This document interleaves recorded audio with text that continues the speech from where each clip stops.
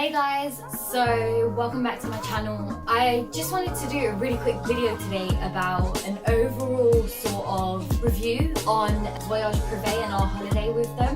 So this was actually our first holiday with Voyage Prive, and I was quite apprehensive about booking with them, and then I was quite scared and worried about what the outcome would be of the holiday and how it would be and things like that, just because of some of the reviews that I've read.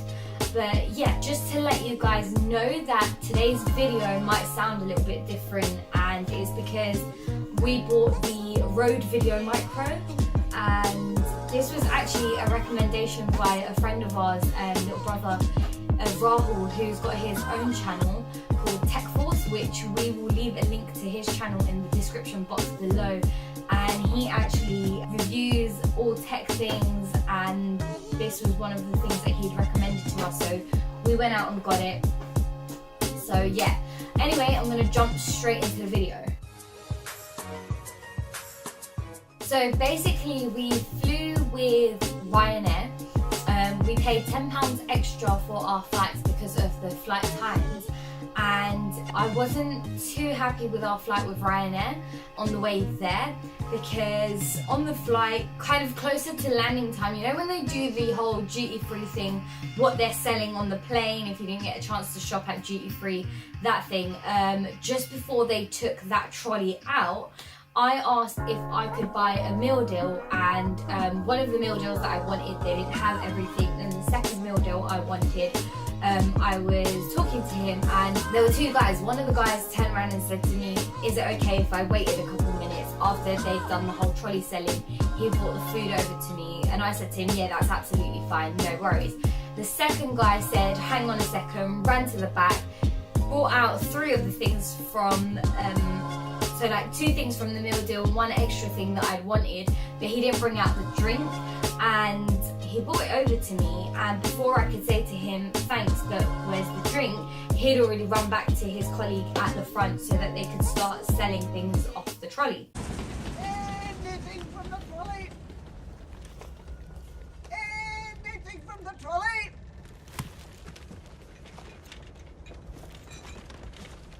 Anything from the trolley, dears? Anyway, I was sort of sat there with things in my hand, and it was about 20-25 minutes later that, because I was just sat there, I hadn't paid for the things and the drink wasn't there, and I started to think in my mind, they didn't have things from the first meal deal that I wanted, so they might not have the drink, which is why he didn't bring it over. And if they didn't have the drink, then I didn't want the sandwich and those pretzels. Yeah, I didn't want the sandwich and the pretzels because obviously my mouth would be quite dry, and I didn't have a drink with me on the flight. So I changed my mind. I didn't want the meal deal. So I looked, and they hadn't even reached halfway at this point. So I just took the things back to the back where the cabin crew actually sit, and you know there's like a kind of counter thing. I put the food on there so that when they came back they would see that the food was there and that I didn't take it. No one was actually at the back of the plane at this point. So anyway, about half an hour later they've finished doing everything, and the guy comes over and he's like, can I take the payment? And I was like, look, I'm really sorry, I've changed my mind, I put the food back. And he was like, what do you mean? And I was like, well, I don't want the meal deal anymore, I've put the food back, it's at the back of the plane, which he wasn't happy about. So he was like, where? So I walked to the back of the plane with him, I showed him where the food was, I was like, look, there's the sandwich, there's the chocolate, there's the pretzels, I didn't want them, I changed my mind, so I'm not paying for them. And he started kicking off. He was like, no, first he said to me, oh, okay, fine. Then I went and sat down, and about 5 minutes later, he comes over and he was like, can I ask you why? What do you mean? Can I ask you why you've changed your mind? So I said to him, I've changed my mind because I've sat there for about a good 25 minutes with the food in my hand. You didn't bring the drink over, and I don't know if you've got the drink or not, and I've changed my mind because I don't want it anymore. And he was like, well, I've input the order on the system. So I said to him, why would you input the order on the system if you're not taking the payment until later? And he didn't have an answer for me, but he was adamant that he wanted me to pay. And I turned around and I said, I'm not paying for something that I'm not having. I don't want to buy the things off of you, so I'm not paying for them. And I've changed my mind. As a paying customer, I have a right to change my mind. You didn't need to input the order on the system because you weren't coming to take the money from me until later. So when you did decide to come and take the money from me, that's when you should have input the order on the system, but you shouldn't have input it anyway, because I would have turned around and said to you, I didn't want it. So anyway, that really bugged me. The result of the situation was that I didn't pay for it because I didn't eat it, I didn't take it, but he was annoyed. It really annoyed me. You know, it's like going into a shop saying, I want to buy these 3 things. Oh no, wait, sorry, I've changed my mind. I don't want these 3 things. And then them still trying to force you to buy them. Well, no, that's not how it works. You can cancel that and you can put on the system that the person didn't buy it. There are ways of amending it. And if there aren't, then that's something Ryanair needs to look into, because I changed my mind. The rest of the holiday, in regards to the transport from the airport to the hotel, that was all great. When we actually got to the hotel, we passed customs and stuff, so we were coming out to the main exit of the airport where we were meeting hotel transfer. There was like a little kind of like a kiosk kind of thing just set up on the side, and they were selling SIM cards, an orange one, and then there was like one of their local companies. So we walked over to Orange and we tried to buy a SIM card from them, but even though my phone's been unlocked, it wasn't picking up any signal or anything like that, so it didn't work. It would have cost us £20 to get 20 gig of internet, and it just didn't work, so we didn't buy it. But one thing my husband really wants me to let you guys know about is when we went there and I said to her that I wanted the SIM with 20 gig, she pointed to something, so we looked in a different direction, but I looked in a different direction. My husband didn't. My husband kept an eye on her, and she still picked up the 5 gig SIM card.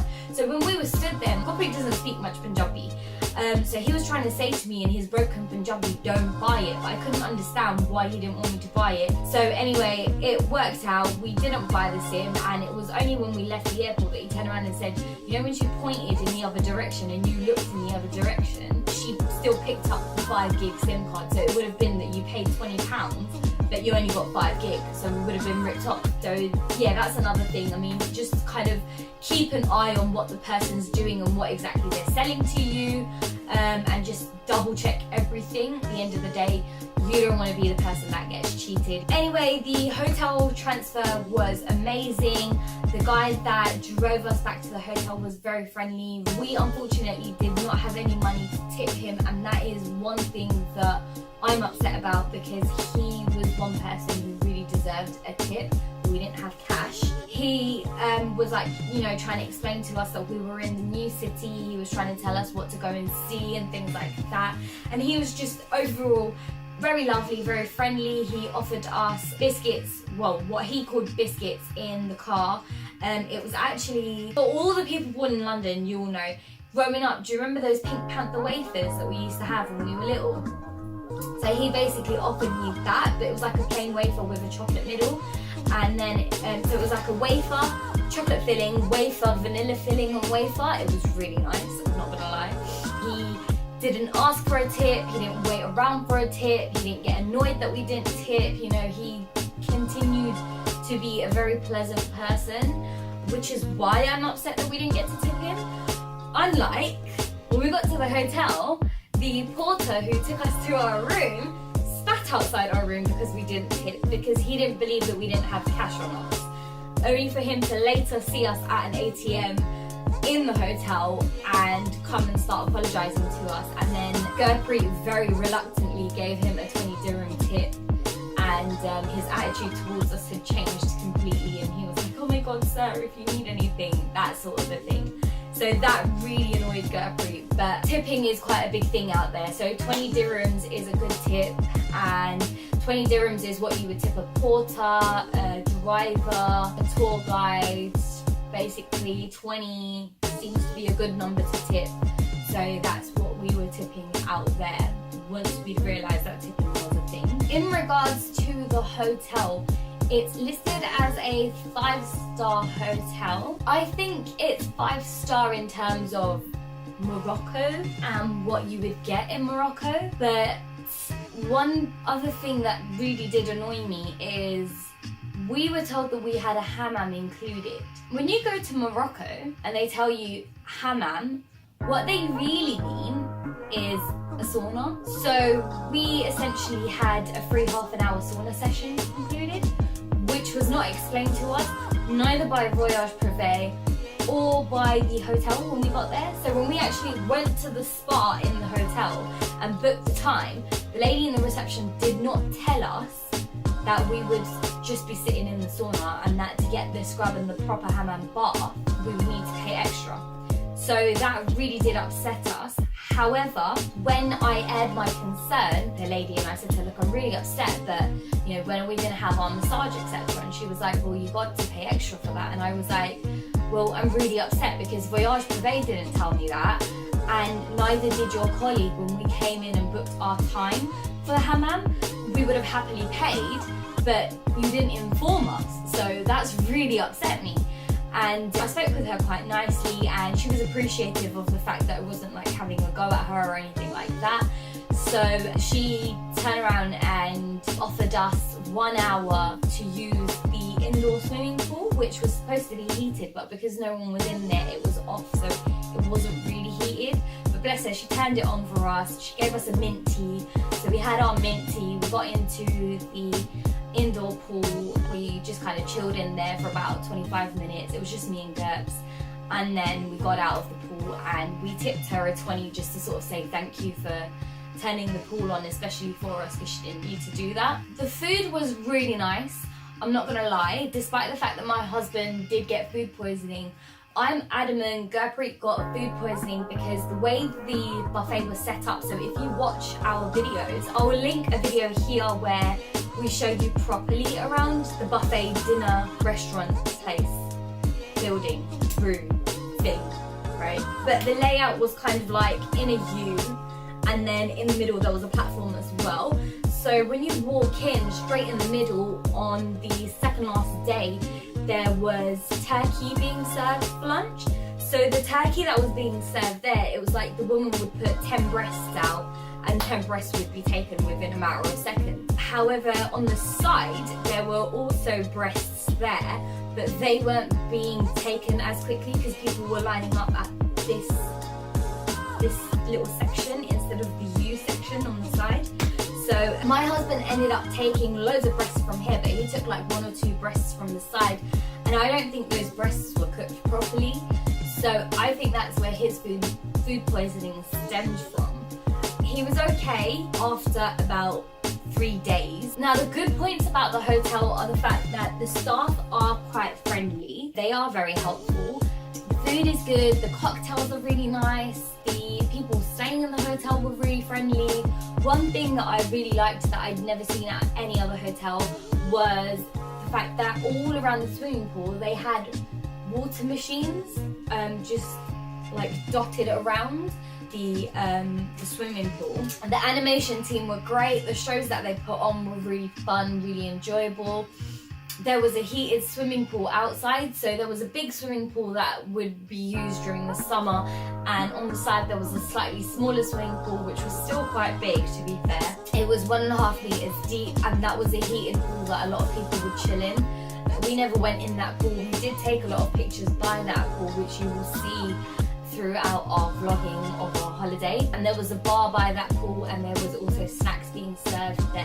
One thing that I did get a little bit annoyed about was the fact that we paid £77 extra per person to be in the privileged rooms, and where our privileged rooms were, there was like this beautiful strip pool just kind of in the middle, and as beautiful as it was freezing cold, and that kind of annoyed me because we're paying extra.